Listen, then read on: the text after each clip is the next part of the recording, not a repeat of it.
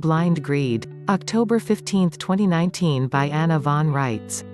I have a Labrador Retriever, now very long in tooth for a Labrador Retriever, who has been a perfect gentleman his entire life, except for one fault. He is a glutton. Since puppyhood, he has been first and last at the food bowl, eating as fast as he can, as much as he can. He is, when it comes to food, the epitome of blind greed. There are many people afflicted by the same character fault and impulse. If they see money, even if it is debt notes issued against their own assets, they can't help themselves. They are nose up to the trough and going for it as fast as they can, without a second thought. Oh, yum, yum, yum. Arbitration award? Did someone say, arbitration award? Now, don't get me wrong.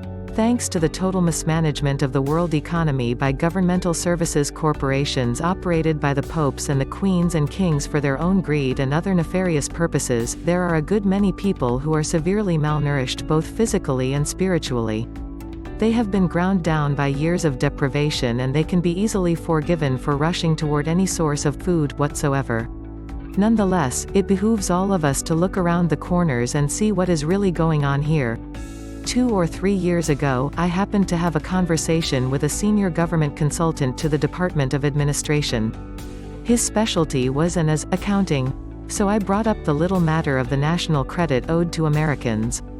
After several exchanges bringing forward the obvious fact that there is an answering credit for every debt in a debt credit system, the light bulbs went off and he scurried on with his business.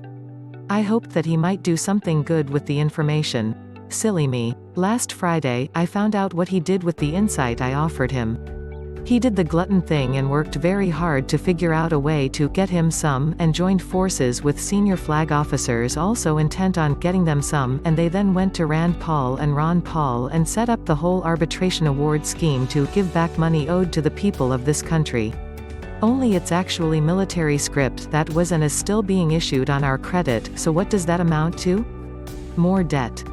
Let me ask you, do you believe Municipal Congress, which has stonewalled Ron Paul for 40 years, would suddenly roll over and give his son, or us, anything good? Not. What they are actually doing is counting on human need and human greed to fuel the engines destroying the Federal Reserve note via hyperinflation. That is, they are counting on people to embrace their own economic destruction by being senseless gluttons. And that is what this man, this senior accounting consultant to DOA, dreamed up, as a way to repay us the national credit owed to us, indebt us some more. And, in the bargain, get people to voluntarily identify themselves as British territorial United States citizens, so that they officially release their inheritance as Americans, give up their constitutional guarantees, give up their land and soil, and score double points. Become responsible for the debts of the British monarch. This man, Richard, actually had the brass to call me a traitor and an evil old woman, after he and his buddies, Phil and the flag officers, came up with such a scheme, and I declined to go along with it.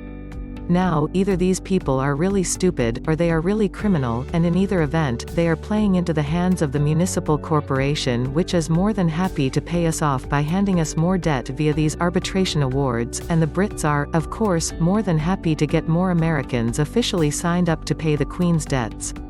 All this undisclosed chicanery is just more fraud, leading to the same results as ever, the Americans being bilked by the Pope, who doesn't have to pay his debts under this scenario, and by the Queen, who gets American labor and American land and soil assets to help her pay her debts, via this arbitration award scam. As for Richard and Phil and their pals, the flag officers better decide whether you are dumb and innocent, or smart and guilty. As I see it, the idiot's defense is about all you have as an option. If you want to be paid in actual money and retain all your rights and interests, go to www.theamericanstatesassembly.net.